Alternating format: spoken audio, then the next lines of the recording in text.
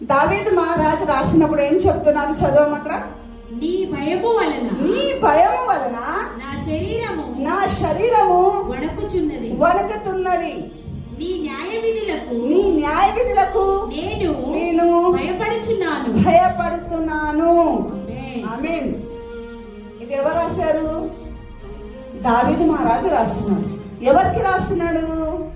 తన మనసులో ఉండే మాట దేవుడితోని మాట్లాడుతున్నాడు. నీ ఏంటమ్మా భయములు నీ భయము వలన నా శరీరము వణుకుతున్నది.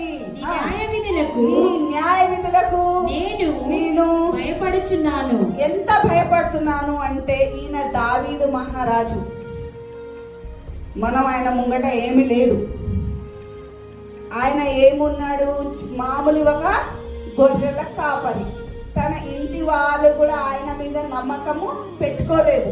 ఈయన పనికి రాని ఉన్నాడు, ఈయన ఇంతే ఉన్నాడు, పొట్టిగా ఉన్నాడు, చదువు లేదు, జ్ఞానం లేదు, ఏమీ లేదు అని ఈయన పనికి రాని వదిలేవా తన ఇంటి వాళ్ళు ఎవరు గుర్తుపెట్టారు?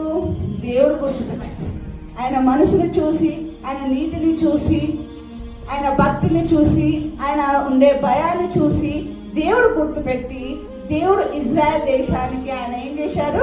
రాజుగా చేశారు. అంటే దేవుడు పడిపోయిన చోటే నిలబెట్టే దేవుడు. ఏమైనా ఎవరు అనుకోలేదు, కానీ అది జరిగింది కదా. అలాంటి దావీదు, ఇప్పుడు నేను రాజు పదవిలో ఉన్నాను కదా, ఆయన ఏమంటున్నాడు? నీ భయం చూసి నా బాడీ ఏమైతుందంట?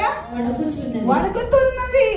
మరి నీ విధులు అంటే ఏంటి? నువ్వు రాసిన నియమ నిబంధనలు, దాన్ని చూసి నేను భయపడుతున్నాను.